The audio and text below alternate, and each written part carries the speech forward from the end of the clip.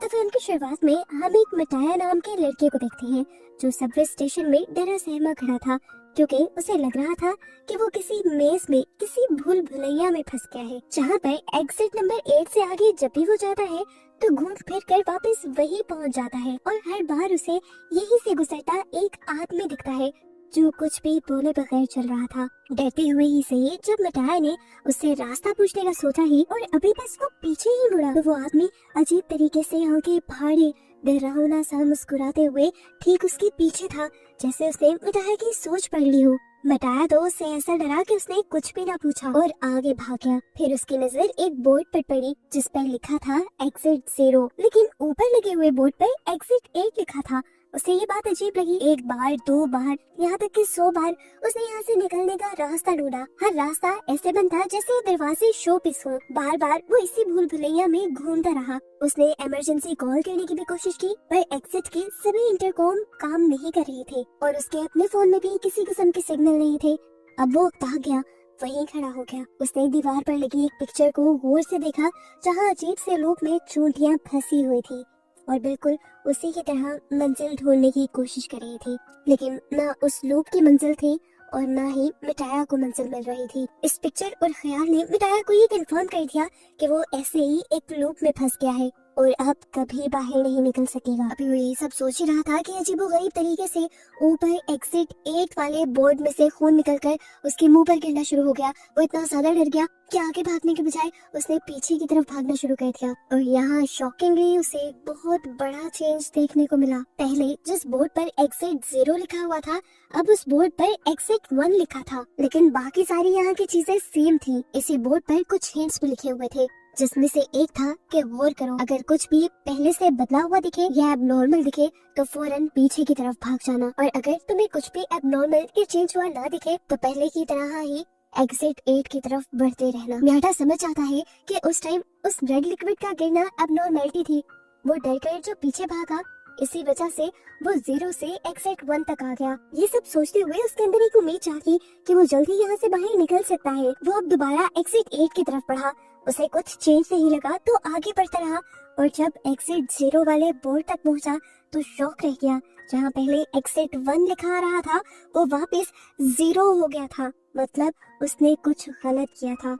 वो समझ गया कि ये मेज बिल्कुल किसी गेम की तरह है। जैसे एक गलती गेम एंड करके 0 पर पहुंचा देती है, ऐसे ही उसकी भी एक गलती उसे 0 तक ले जाएगी। गेम के रूल्स को फॉलो करना और ध्यान लगाकर खेलना उसके लिए जरूरी था अगर उसे इस मेज से जान छुड़वानी थी। सोच समझकर उसने अपना मोबाइल निकाला और हर छोटी बड़ी चीज की तस्वीर लेना शुरू कर दी ताकि जब वो दोबारा यहाँ से निकले तो चेंज को देख पाए। यहाँ तक कि उसने उस इंसान की भी पिक्चर ली जो बार बार एग्जिट 8 के बोर्ड के नीचे से उसके सामने से गुजर रहा था। अभी तक उसे कुछ एबनॉर्मल या कुछ चेंज हुआ हुआ नहीं दिखा तो वो आगे बढ़ा और जब दूसरे एग्जिट बोर्ड तक पहुंचा तो फाइनली उस पर 1 लिखा रहा था। यानी उसका गैस बिल्कुल ठीक था, पहले कुछ चेंज नहीं हुआ था और उसने लेवल 1 पार कर लिया था। लेवल 2 के लिए वो जानता था कि उसे दोबारा यहीं पर घूमना है और चेंज देखना है। अब आगे बढ़कर कुछ ऐसे ही अपना मोबाइल निकालता है पिक्चर्स को देखकर यहाँ पर चेंज ढूंढने के लिए, तो देखता है कि उसकी मोबाइल में आई हुई सभी पिक्चर्स ब्लर हो गई थी जिनमें अब कुछ समझ नहीं आ रहा था। वो समझ गया कि उसे ये गेम जीतने के लिए सिर्फ अपने दिमाग का इस्तेमाल करना है। अभी वो यही सब सोच ही रहा था कि उसने देखा कि वो आदमी जो हमेशा एग्जिट 8 के नीचे वाले बोर्ड के नीचे से गुजरता था वो वहीं पर रुका हुआ था। उसे फौरन समझ आ गया यही चेंज है, इसीलिए वो फौरन पीछे के रास्ते में भागा। लेकिन डराने वाली बात ये थी कि वो आदमी उसका पीछा करने लगा था कुछ इस तरह से कि वो चलता भी नहीं था, लेकिन जब जब मिटाया पीछे की तरफ देखता था तो वो आदमी ठीक उसके पीछे हुआ करता था। डरकर मिटाया गिर भी गया। जब वो उठा तो उसने देखा कि वो एग्जिट 0 वाले बोर्ड तक पहुंच गया है जहाँ पर अब फाइनली 2 लिखा हुआ आ रहा था और उसके पीछे वो आदमी भी नहीं रहा था, जिसका मतलब उसने एक और लेवल पार कर लिया था। 2 लेवल्स को पार करने के बाद मियाटा का कॉन्फिडेंस और भी ज्यादा बढ़ जाता है। कॉन्फिडेंटली अब वो हर चीज को याद करने लग जाता है और चेंज ढूंढने लग जाता है। वो दोबारा उसी मेज के अंदर घूम ही रहा था कि उसे एक लॉकर के अंदर से एक बच्चे के रोने की आवाजें आई। डरते हुए उसने लॉकर खोला तो अंदर का सीन देखकर डर गया, जो सीन हमें नहीं दिखाया गया, लेकिन मिटाया तो डर कर पीछे की तरफ भाग गया था। इस तरह उसने अपना तीसरा लेवल भी पार कर लिया था। एग्जिट 0 वाले बोर्ड पर अब एग्जिट 3 लिखा आ रहा था। उसने सोचा बस 5 और लेवल्स रह गए हैं, जिसके बाद वो कॉरिडोर तक पहुंच जाएगा और इस बुरे ख्वाब से बाहर निकल जाएगा। दोबारा वो एग्जिट गेट की तरफ गया और दोबारा हर चीज को अच्छे से गौर से देखने लगा। इस मर्तबा उसे ऐसा महसूस हो रहा था कि जब वो इस कॉरिडोर से गुजर रहा है तो कोई उसे देख रहा है। उसने पिक्चर्स पर गौर किया तो पिक्चर्स में मौजूद लोग आंखें घुमा घुमा कर उसे देख रहे थे। उसने इस चीज को एक्सपीरियंस किया और जल्दी से दोबारा पीछे की तरफ भागा और फाइनली एग्जिट बोर्ड 0 एग्जिट 4 के बोर्ड में चेंज हो गया, जिसका मतलब था कि उसने 4 लेवल पार कर लिए हैं। वो बहुत ज्यादा खुश था। उसने आधी गेम जीत ली थी। वो खुश होने के साथ साथ पैनिक ज्यादा हो रहा था, क्योंकि वो जानता था कि अगर उसने छोटी सी भी गलती कर दी तो वो वापस 0 पर चला जाएगा। दोबारा उसने एग्जिट 8 की तरफ चक्कर लगाना शुरू किया। अभी वो कॉरिडोर से गुजर ही रहा था कि उसका फोन बजा। उसने देखा कि उसकी गर्लफ्रेंड की कॉल आ रही थी। मिठाया को उसकी कॉल से बहुत अजीब फील होता है, क्योंकि कुछ दिन पहले ही तो उन दोनों ने एक दूसरे को छोड़ने का फैसला किया था। मिठाया ने कॉल उठाई तो मिठाया को पता चला कि वो डैड बनने वाला था। उस लड़की ने सारा फैसला मिठाया पे छोड़ दिया था। अगर मिठाया इस बच्चे को पैदा करना चाहता था तो वो लड़की मिठाया के पास आने के लिए भी दोबारा तैयार थी। ये बात सुनकर मिठाया का दिल अजीब होने लग जाता है। उसे कुछ दिन पहले का वाकया याद आता है, जब वो एक ट्रेन के अंदर था और एक बच्चा रो रहा था। उस रोते हुए बच्चे और उसकी मोम को एक आदमी ने डांट दिया था। वो उस बच्चे और उसकी मोम के लिए स्टैंड लेना चाहता था और उस आदमी को कुछ कहना चाहता था, लेकिन उसके अंदर इतनी भी हिम्मत नहीं हुई कि वो कुछ कह सके। अब वो अपने बेटे की एक पूरे बच्चे की जिम्मेदारी कैसे ले सकता था? वो कंफ्यूज होकर रह गया था। इसी टाइम पर उसने कॉल पे कट कर दी और कॉल कट होते ही वो एग्जिट बोर्ड जो पहले 4 पे आ गया था वो दोबारा से 0 पे हो गया।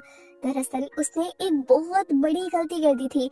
वो पहले से ही जानता था कि मेज में कोई सिग्नल नहीं आ रहे और यहाँ पर उसकी गर्लफ्रेंड की कॉल आ जाना ही सबसे ज्यादा चेंज था, और यही चेंज उसने मिस कर दिया और वो वापस एग्जिट बोर्ड तक नहीं आया। और अब जहाँ वो पहले आधे लेवल पार कर चुका था वो दोबारा 0 पर आ चुका था। उसे पूरी गेम दोबारा खेलनी थी। मियाटा इस चीज से इतना फ्रस्ट्रेटेड हो जाता है कि बैठकर जोर जोर से चिल्लाने लग जाता है। उसे इस मेज को पार तो करना था, लेकिन अब उसके अंदर कोई भी मोटिवेशन नहीं रही थी। मरे हुए कदमों के साथ वो आगे बढ़ता तो रहा, लेकिन उसे अब इस मेज के अंदर कोई डिफरेंट चीज नहीं दिखाई दी। कॉरिडोर का टर्न लेने के बाद उसे यहाँ पर एक बच्चा दिखाई दिया और वो फौरन बैक एग्जिट की तरफ भागा, लेकिन उसने देखा कि एग्जिट बोर्ड पर अभी भी 0 का ही नंबर शो हो रहा था, यानी वो बच्चा कोई भी चेंज नहीं था। पता चला कि वो बच्चा बिल्कुल मियाटा की ही तरह इस मेज में फंसा हुआ था और वो भी वहाँ से निकलने की ही कोशिश कर रहा था। मियाटा को यहाँ पर वो आदमी भी नजर आता है जो हमेशा से सूट बूट पहने उसके सामने से गुजरता है। इस पॉइंट पर मियाटा समझ जाता है कि वो आदमी भी इस मेज का हिस्सा नहीं था, बल्कि बिल्कुल मियाटा और इस बच्चे की ही तरह इस मेज में फंसा हुआ था और वो भी यहाँ से निकलने के ही रास्ते ढूंढ रहा था। हमें दिखाया गया कि सूट बूट पहना वो आदमी और ये बच्चा पहले एक टीम की तरह काम करते थे। उन्हें भी बार बार इस मेज में एक लड़की दिखाई देती थी जो उनकी तरह यहाँ से निकलने की कोशिश नहीं कर रही थी। उस आदमी ने जब लड़की से पूछा कि तुम यहाँ से निकलने की कोशिश क्यों नहीं कर रही, तो उस लड़की ने जवाब दिया, रोज ट्रेनों के धक्के खाती हूँ, जॉब पे जाती हूँ, इतनी टफ जिंदगी है, मुझे नहीं लगता कि मुझे उस टफ जिंदगी में वापस जाना चाहिए। मैं इस मेज में काफी रिलैक्स हूँ। लड़की ये बात ही कर रही थी कि आहिस्ता आहिस्ता उसकी आवाज बदलने लगी। वो बार बार वही जुमला कहने लगी जो वो एक मर्तबा बोल चुकी थी। उसकी आवाज जब भारी होकर मर्दों वाली आवाज में बदली तो इस आदमी को समझ आया कि ये यहाँ पर एब्नॉर्मलिटी है और वो बच्चे को लेकर फौरन बैक एग्जिट के बोर्ड की तरफ भागा। उन्हें दिखाया गया कि उनके एग्जिट बोर्ड पे अब 6 का नंबर आ रहा था, यानी वो गेम जीतने के बहुत करीब आ चुके थे। एक मर्तबा दोबारा ये पूरे मेज का चक्कर लगाते हैं। इस मेज में क्या चेंज हुआ था वो ढूंढने की कोशिश करते हैं। दोबारा उन्हें यहाँ से वो लड़की गुजरते हुए नजर तो आती है, लेकिन वो लड़की उनसे कुछ बात नहीं करती। बच्चा देखता है कि यहाँ डोर्स के हैंडल अजीब तरीके से लगे हुए थे। बच्चा उस बड़े आदमी को ये बात बताने की भी कोशिश करता है, लेकिन वो आदमी बच्चे की बात को इग्नोर करते हुए उसे आगे ले जाता है और ऐसे उसकी इतनी सी इग्नोरेंस, इतनी सी गलती उसकी सारी गेम को पीछे ले जाती है और उसका एग्जिट बोर्ड दोबारा 0 नंबर पर आ जाता है। यानी वो गेम हार चुका था और उसे अब रीस्टार्ट करना था। वो आदमी अब टूट गया, उकता चुका था वो। उसने भी चीख मारी, लेकिन यहाँ से निकलना जरूरी था। तो एक मर्तबा दोबारा इस गेम को खेलने के लिए वो तैयार हुआ। उसने बच्चे का हाथ पकड़ा और दोबारा इस मेज में चलने लगा।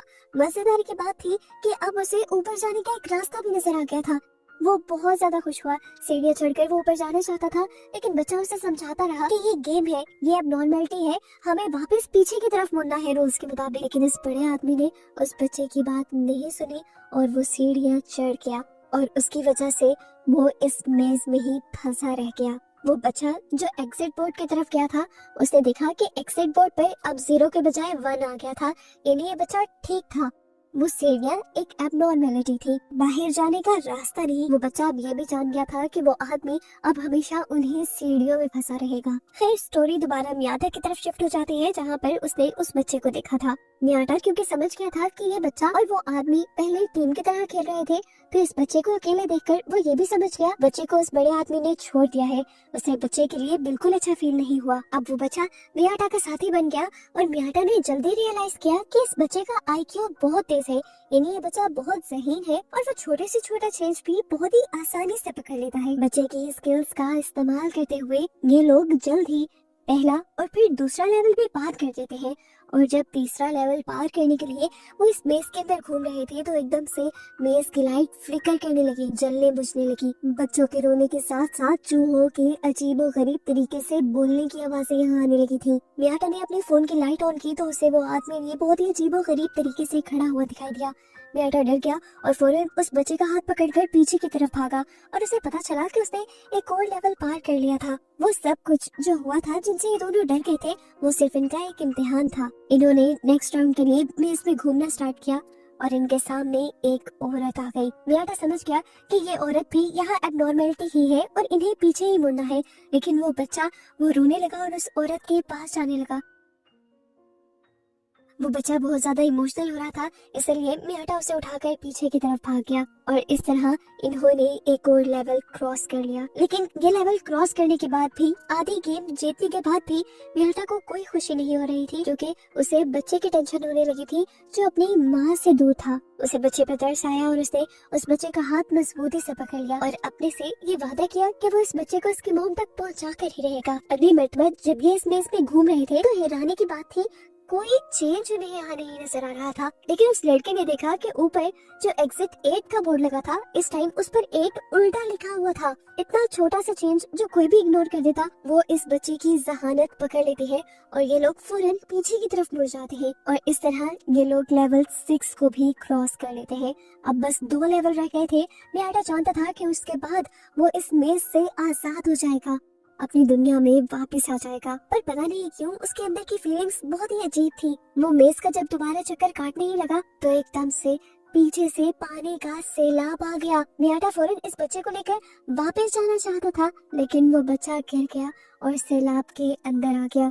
मियाटा खुद आगे नहीं बढ़ा, वो उस बच्चे को बचाने के लिए पानी के अंदर चला गया और पानी के अंदर जाते ही मियाटा की तो जैसे दुनिया ही बदल गई। उसे अजीबो गरीब सा वियन आने लगा और उसने अपने आप को बीच के पास देखा, जहाँ उसने देखा कि उसके साथ उसकी दोस्त थी और ये बच्चा जो इस टाइम उसके साथ मेज में था, वो उसकी फैमिली, उसके बेटे के तौर पर उसे नजर आ रहा था। यहाँ पर वो इस बच्चे के साथ बहुत एंजॉय कर रहा था और इस टाइम पर उसे एहसास हुआ कि बाप होना कोई बर्डन नहीं होता, बल्कि ये एक बहुत ही खूबसूरत एहसास और बहुत ही खूबसूरत रिश्ता है। इससे पहले कि वो कुछ और सोच पाता, उसकी बॉडी में बहुत शदीद दर्द होता है और वो रियलिटी में वापस आ जाता है। मियाटा खुद और वो बच्चा अभी तक पानी में फंसा हुआ था। मियाटा अपनी पूरी ताकत लगाता है, उस बच्चे को उठा लेता है और उस पानी से ऊपर रखने की कोशिश करता है। उसने बच्चे को एग्जिट 8 के बोर्ड के ऊपर लटका दिया था और खुद वो पानी के बहाव के साथ बहता हुआ चला गया। सीन कट हुआ और कुछ देर बाद का सीन दिखाया गया। वो छोटा बच्चा जब जागा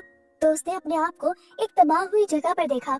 वो बच्चा वापस पीछे की तरफ मुड़ गया। हैरानी की बात थी, उस बच्चे को अभी भी सारे रास्ते और रूल्स याद थे और जब वो पीछे की तरफ मुड़ा तो अब एग्जिट बोर्ड पर 7 का नंबर नजर आ रहा था, यानी इन लोगों ने एक और लेवल पार कर लिया था। वो बच्चा जानता था कि अब बस आखिरी लेवल रह गया है जिसे उसे पार करना है, लेकिन अब उसके साथ मियाटा नहीं है। दूसरी तरफ हमें दिखाया गया कि मियाटा भी फाइनली फाइनल लेवल तक यानी लेवल 1 तक पहुंच गया था। वो हैरान हुआ, खुश नहीं, उसे समझ नहीं आई कि क्या ये उसकी जीत है या ट्रैप है। उसे अब आगे की सीढ़ियां साफ नजर आ रही थी और उन सीढ़ियों पर अब लोग भी चल रहे थे। वो कंफ्यूज था कि वो पीछे जाए या आगे चला जाए। कंफ्यूज होते हुए वो आगे बढ़ा और उसने अपने फोन से अपनी फ्रेंड को भी कॉल मिलाई। अब उसके फोन में सिग्नल्स भी आ गए थे, यानी उसे लग रहा था कि वो असल वर्ल्ड में आ चुका है।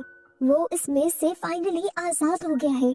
उसकी फ्रेंड जब कॉल उठाती है तो म्याटा कहता है कि मैं इस रिस्पॉन्सिबिलिटी को लेने के लिए तैयार हूँ। म्याटा को रियलाइज हो गया था कि वो एक फादर बनने के लिए तैयार है। म्याटा अब मेट्रो के अंदर चला जाता है, लेकिन ये अजीब बात यह होती है कि म्याटा को इस मेट्रो के अंदर सारी चीजें ऐसी नजर आती है जैसे वो पहले इन सारी चीजों को देख चुका हो।